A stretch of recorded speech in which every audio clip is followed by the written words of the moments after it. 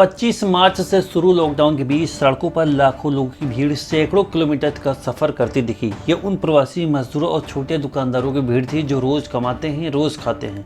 लेकिन जब से काम बंद हो गया है तब से कभी पेट भर, कभी आधे पेट, तो कभी भूखे पेट सोना पड़ता है। इसलिए देश भर में शहरों से मजदूरों का पलायन नहीं रुका।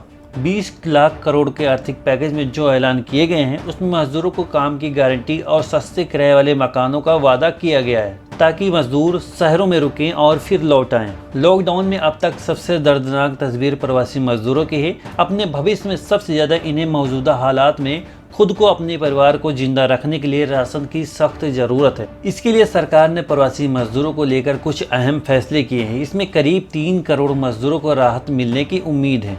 इसी वीडियो में हम जानेंगे जो 20 लाख करोड़ का पैकेज मिला है उसमें हमें, आपको और मजदूरों को क्या क्या मिला है। इसमें आपको 8 करोड़ प्रवासी मजदूरों के लिए 3500 रुपये का मुफ्त राशन दिया जाएगा। प्रवासी मजदूरों के लिए मुफ्त राशन राज्य सरकारों के जरिए बांटा जाएगा। सभी प्रवासी मजदूरों को 2 महीने फ्री में राशन दिया जाएगा। कहीं का भी राशन कार्ड कहीं भी इस्तेमाल किया जा सकेगा, यानी वन नेशन कार्ड इस्तेमाल किया जाएगा। One nation one ration card के तर्क पर राशन मिलेगा। बिना राशन कार्ड वाले प्रवासी मजदूरों को 5 किलो फ्री राशन दिया जाएगा। प्रवासी मजदूरों के लिए सस्ते किराए वाले मकानों की योजना बनाई गई है। शहरों में भी गरीब मजदूरों को सस्ते मकान देने की योजना बनाई गई है। प्रवासी मजदूरों का पलायन रोकने के लिए जिन शहरों में काम करते हैं वहां उनका जीवन आसान बनाने के लिए रोजगार, राशन व सस्ते मकान समेत कई तरह की मदद का ऐलान किया गया है। औसत मजदूरी बढ़ाकर 200 रुपये प्रतिदिन कर दी गई। प्रवासी मजदूरों को मनरेगा के जरिए काम दिया जा रहा है। 2.33 करोड़ मजदूरों को मनरेगा के तहत काम मिल चुका है। मनरेगा में अब तक 10,000 करोड़ रुपए खर्च किए गए हैं। मनरेगा के तहत काम करने वालों की संख्या 40% बढ़ी है।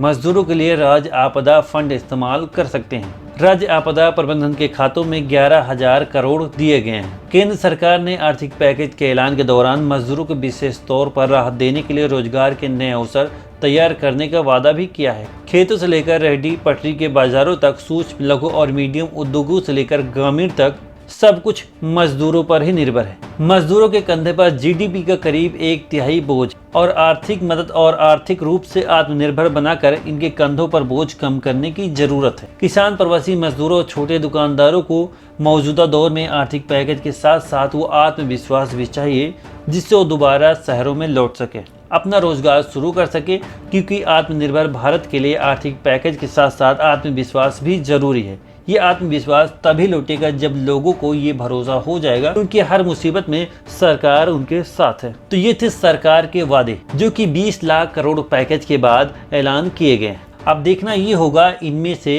कौन कौन सी चीजें आपको मिल पाती है। ऐसी न्यूज़ देखने के लिए हमारे चैनल को सब्सक्राइब करें, साथ ही साथ बेल आइकन जरूर दबाएं। अगर आप न्यूज़ पढ़ना चाहते हैं तो भारत न्यूज़ हिंदी.com पर जाकर न्यूज़ पढ़ सकते हैं। ये वीडियो देखने के लिए आपका बहुत बहुत शुक्रिया।